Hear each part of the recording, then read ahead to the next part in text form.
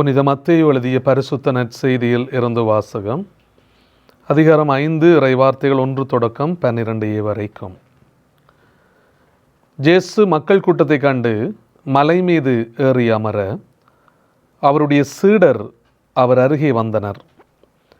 அவர் திருவாய் மலர்ந்து கற்பித்தவை: ஏழையரின் உள்ளத்தோர் பேறு பெற்றோர், ஏனெனில் விண்ணரசு அவர்களுக்குரியது.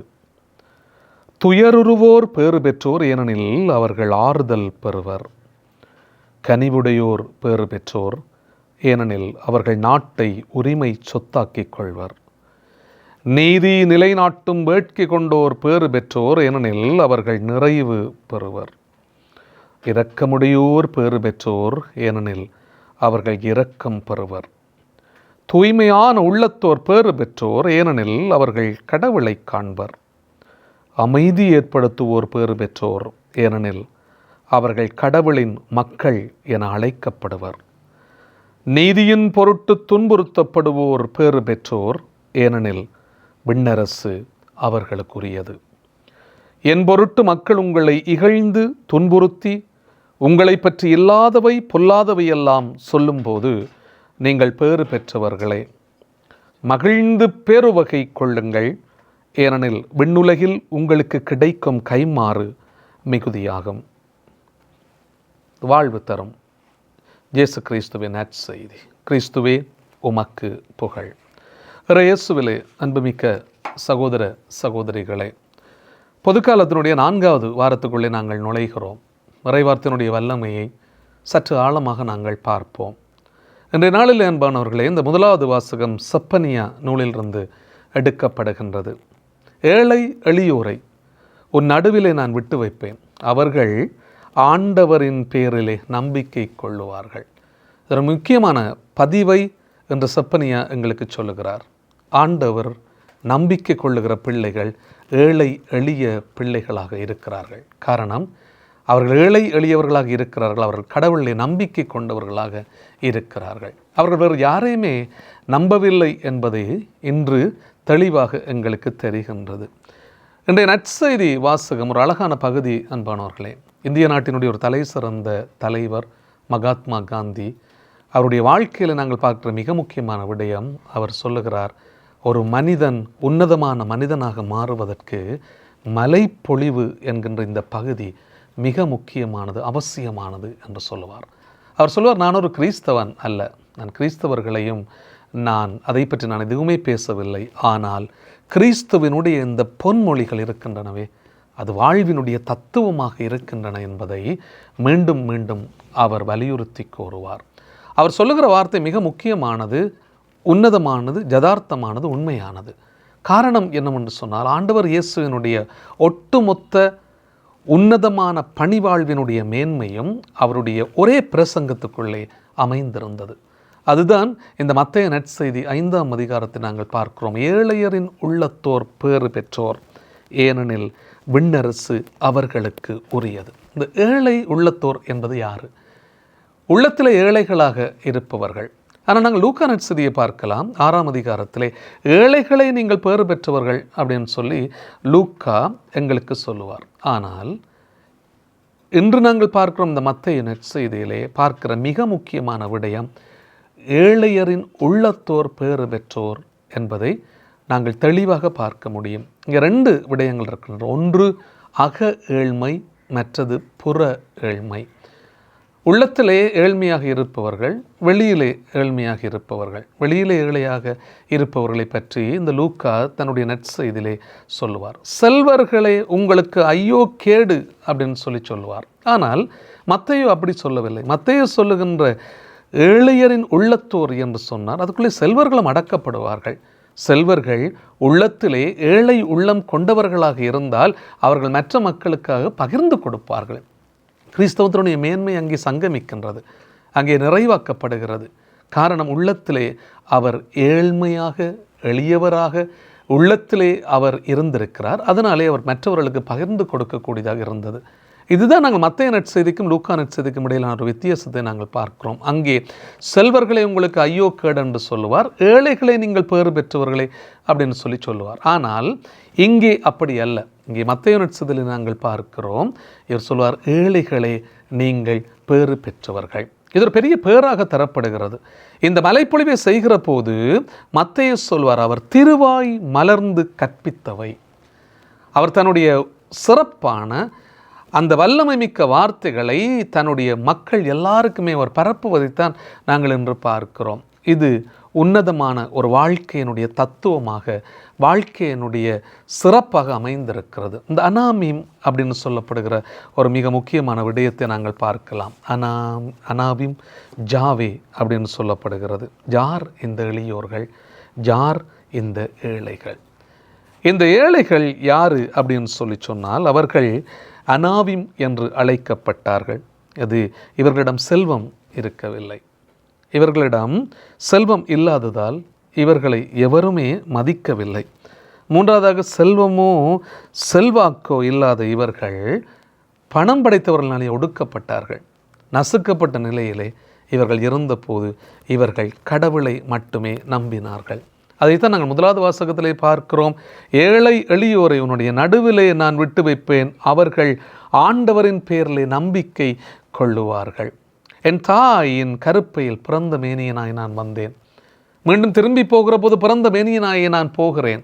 கடவுள் தந்தார், கடவுள் எடுத்துக்கொண்டார், அவருடைய பரிசுத்த திருநாமம் புகழப்படுவதாக போற்றப்படுவதாக என்று ஜோபு தன்னுடைய புத்தகத்திலே, ஜோபுவினுடைய புத்தகத்திலே வாழ்க்கை வரலாற்றை நாங்கள் பார்க்கிற போது முதலாவது அதிகாரம் 2வது வார்த்தையிலே நாங்கள் பார்க்கிறோம், பிறந்த மேனியனாக இந்த உலகத்துக்கு நான் வந்தேன். இந்த உலகத்துக்கு வருகிற போது எதையுமே நான் கொண்டு வரவில்லை. இந்த உலகத்தை விட்டு நான் போகிற போது எதையுமே நான் கொண்டு போவதில்லை. என்னுடைய மோதிரம், என்னுடைய சங்கிலி எதையுமே நான் கொண்டு போவதில்லை. வெறும் மனிதனாக, வெறும் மனுஷியாக நான் இந்த உலகத்தை விட்டு போய் கொண்டிருக்கிறேன். என்னுடைய மானத்திற்காக எனக்கு ஆடை அணிவிக்கப்படுகின்றது, அதை மாத்திரமே நான் கொண்டு இந்த உலகத்திலிருந்து போகிறேன். ஒன்று தெளிவாக எங்களுக்கு தெரிகிறது அன்பானவர்களே, இந்த உலகத்துக்கு நாங்கள் எதையுமே கொண்டு வரவில்லை, நாங்கள் எதையுமே கொண்டு போகவில்லை.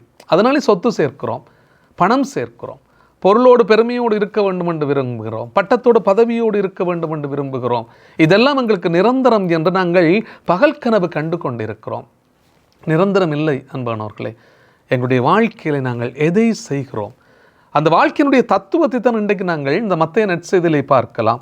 சிறப்பாக இந்த மத்தேயு எங்களுக்கு சொல்லுகிற வார்த்தை மிக முக்கியமானது. நீங்கள் ஏழையரின் உள்ளத்தோர் பேறு பெற்றோர் என்று சொல்லுவார், துயருருவோர் பேறு பெற்றோர் என்று சொல்லுவார், கனிவுடையோர் பேறு பெற்றோர் என்று சொல்லுவார், நீதி நிலைநாட்டும் வேட்கை கொண்டோர் பேறு பெற்றோர், இரக்கமுடையோர் பேறு பெற்றோர், தூய்மையான உள்ளத்தோர் பேறு பெற்றோர், அவர்கள் கடவுளை காண்பார்கள் என்று சொல்லுவார். அவர் சொல்லுகின்ற வார்த்தை, நீ உள்ளத்திலே தூய்மையாக இருக்கிறாயா? செருக்கோடும் பெருமையோடும் புகழோடும் பட்டத்தோடும் பதவியோடும் உன்னுடைய கர்வத்தோடும் ஆணவத்தோடும் பணத்தோடும் உன்னிடத்தில் இருக்கிற நகை நட்டுக்களோடும் வீடு வாசல்களோடும் பொருள் பண்டங்களோடும் நீ எல்லாவற்றையும் சாதித்து கொடுக்க முடியாது. இந்த உலகத்திலே நீ எப்படி வாழ்ந்து கொண்டிருக்கிறாய்? அதனால் தான் சொல்லுவார், நீ தூய்மையான உள்ளம் படைத்தவளாக இருக்கிறாயா? கடவுளை நீ காண்பாய். கடவுளுடைய அந்த பிரசன்னத்தினுடைய நிறைவை உன்னுடைய வாழ்க்கையில் நீ அனுபவித்து கொள்ளுவாய் என்று சொல்லுவார். நீதி நிலைநாட்டும் வேட்கை கொண்டோர் பேறு பெற்றோர், அவர்கள் நிறைவு அடைவார்கள். அமைதி ஏற்படுத்துவோர் பேறு பெற்றோர், அது சிறப்பான பிள்ளைகளாக இருப்பார்கள். அவர்கள் கடவுளினுடைய மக்கள் என்று அழைக்கப்படுவார்கள். நான் கடவுளின் பிள்ளைகளாக இருக்கிறோம் என்று சொன்னால் என்னுடைய வாழ்க்கையில் நான் எதை செய்கிறேன்? அன்பானவர்களே, இன்றைய வாழ்க்கையை நாங்கள் மீண்டும் ஒரு தடவை சிந்தித்து பார்க்க முடியும். இந்த மலைப்பொழிவினுடைய சிறப்பும் ஆசீர்வாதமும் என்னுடைய வாழ்வோடு கலந்திருக்கின்றதா?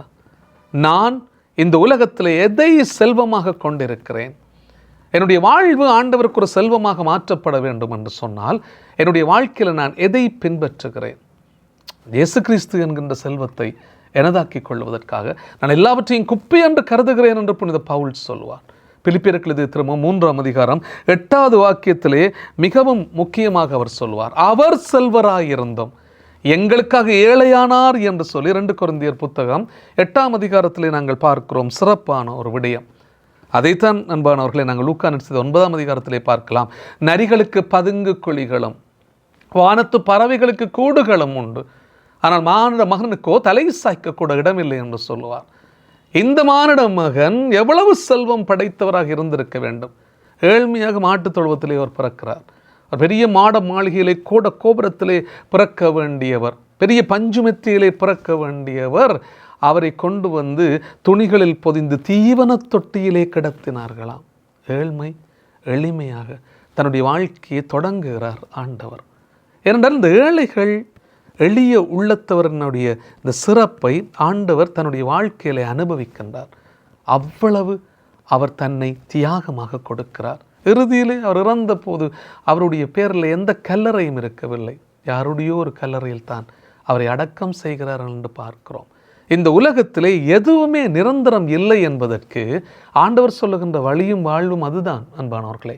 இன்று நாங்கள் சிந்திக்கிறோம் அவங்களுடைய வாழ்க்கையிலே. இன்றைக்கும் அன்பானவர்களை பெருமையும் புகழும் பொறாமையும் எரிச்சலும் காய்மகாரமும் கொண்டு எனக்குத்தான் எல்லாம் வேண்டும் என்று சொல்லி நான் தெரிந்து என்னுடைய வாழ்க்கையினுடைய அர்த்தத்தையே நான் தொலைத்து வாழ்ந்து கொண்டிருக்கிறேன். எனக்கு தான் பணம் வேண்டும், எனக்கு தான் சொத்து வேண்டும், எனக்கு தான் பெருமை வேண்டும், எனக்கு தான் புகழ் வேண்டும், நான் தான் பெரிய பட்டத்தோடு பதவியோடு வாழ வேண்டும் என்று எத்தனை மனிதர்கள் நாங்கள் எங்களுடைய வாழ்க்கைகளை சின்ன பின்னமாக்கி கொண்டிருக்கிறோம். குனிந்து ஏழைகளை பார்க்க முடியாமல் இருக்கிறோம். ஏனென்றால் எங்களுடைய மனதிலே ஏழையின் உள்ளம் இல்லை. என்னுடைய மனதிலே ஏழையரின் உள்ளத்தோரை நான் இருந்தால் நான் ஏழைகளை குனிந்து பார்ப்பேன். என்னுடைய மனதிலே நான் ஏழையின் உள்ளத்தவராக இருந்தால் நான் மற்ற மனிதர்களுக்கு கொடுத்து வாழுவேன். என்னுடைய மனதிலே நான் ஏழையரின் உள்ளத்தவனாக இருந்தால் நான் நல்ல கனிவான வார்த்தைகளை நான் பேசுவேன். என்னுடைய மனதிலே நான் ஏழையரின் உள்ளத்தோராக இருந்தால் நான் தூய்மையான ஒரு நல்ல வாழ்க்கை வாழுவேன்.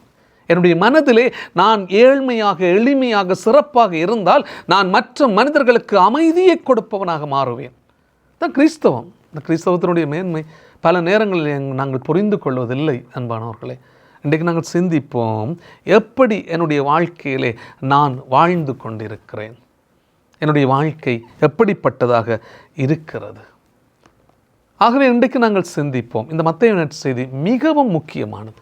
இந்த 5ஆம் அதிகாரம் நற்செய்தியினுடைய ஒட்டுமொத்த நற்செய்தியினுடைய ஒரு சாராம்சம். இந்த நற்செய்தி இதுதான் ஆண்டவருடைய முதல் பிரசங்கம் என்று சொல்லுவார்கள். அவர் இந்த மக்களுக்கு கொடுத்த உன்னதமான வார்த்தையினுடைய பகிர்வு அதுதான். அதை ஆண்டவர் எங்களுக்கு சொல்லுகிறான். இப்படிப்பட்ட மனுஷனாக இருப்பாயா, உன்னுடைய வாழ்க்கையிலே விண்ணரசு அவர்களுக்கு உரியது என்று சொல்லுவார்.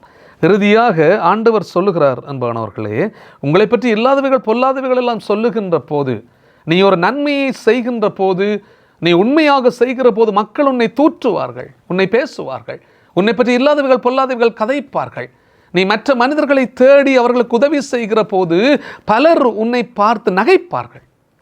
சொல்லார், பொல்லாதவை சொல்லுகிற போது நீ பேறு பெற்றோர் அகமகிழ்ந்து களி கூறுங்கள், ஏனெனில் விண்ணுலகில் உங்களுக்கு கிடைக்கும் கைமாறு மிகுதியாகும் என்று சொல்லுவார். இந்த உலகத்திலே ஆண்டவர் ஏன் எங்களை வைத்திருக்கிறார்? எங்களை படைத்து ஏன் இந்த உலகத்தில் எங்களை வாழ விட்டிருக்கிறார்? நான் மற்ற மனிதர்களுக்காக வாழ வேண்டும். கிறிஸ்தவம் அதுதான் அன்பானவர்களே. நாங்கள் அதையெல்லாம் புரிந்து கொள்ளாமல், அதையெல்லாம் செயல்படுத்த முடியாமல் என்னுடைய வாழ்க்கையை நான் சின்ன பின்னமாக்கி கொண்டே இருக்கிறேன். இன்றைக்கு ஒரு தடவை நின்று சிந்திப்போம். நான் எப்படிப்பட்ட மனிதன், எப்படிப்பட்ட மனுஷி? என்னுடைய வாழ்க்கை எதற்காக அமைக்கப்பட்டிருக்கிறது? ஆண்டவர் என்னை பெயர் சொல்லி அழைத்தது எதற்காக? ஆண்டவர் என்னை பெயர் சொல்லி அழைத்து தன்னுடைய தூய இரத்தத்தை சிந்திக்கொண்டே இருக்கிறார் எதற்காக? ஆண்டவர் தன்னை உடைத்து எங்களுக்கு தன்னுடைய ஆன்மீக உணவை தந்து கொண்டிருக்கிறார் எதற்காக? ஆண்டவர் தன்னுடைய நற்செய்தியின் பகிர்வை மீண்டும் மீண்டும் எங்களுக்கு சொல்லி தந்து கொண்டே இருக்கிறார் எதற்காக? நான் வாழ்வு பெற வேண்டும் என்பதற்காக. ஆகவே ஒரு தடவை சிந்திப்போம். ஜோபு புத்தகத்தை, நான் பிறந்த மேனியனாக இந்த உலகத்துக்குள்ளே வந்தேன், மீண்டும் போகிற போது எதையுமே இந்த உலகத்தை விட்டு நான் கொண்டு போவதே இல்லை. கடவுள் தந்தார், கடவுள் எடுத்துக்கொண்டார். கடவுள் தந்ததை இந்த உலகத்தில் நாங்கள் அற்புதமாக பயன்படுத்தினால் என்ன? அது திறமையாக இருக்கலாம், என்னுடைய படிப்பாக இருக்கலாம், என்னுடைய பட்டமாக இருக்கலாம், என்னுடைய பதவியாக இருக்கலாம், என்னுடைய சொத்தாக இருக்கலாம், என்னுடைய செல்வமாக இருக்கலாம். கடவுள் தந்திருக்கிறார். அதை நான் மற்ற மனிதர்களோடு பகிர்ந்து கொடுத்தால் என்ன என்கின்ற கேள்வியை இன்றைக்கு நாங்கள் கேட்டுக்கொள்வோம். எனவே அன்புமிக்க சகோதரர்களே, ஒரு அருமையான நாள் என்று ஆண்டவர் எங்களோடு சிறப்பாக பேசி இருக்கிறார். நான் ஏழையரின் உள்ளத்தவனாய் இருக்கிறேனா? நான் ஆண்டவருக்குரியவனாக என்னுடைய வாழ்க்கையை அர்ப்பணிக்கின்ற போது நான் வெளிச்சம் கொடுக்கும் உன்னதமான ஒரு மகனாக, மகளாக நான் மாற முடியும். ஆமென்.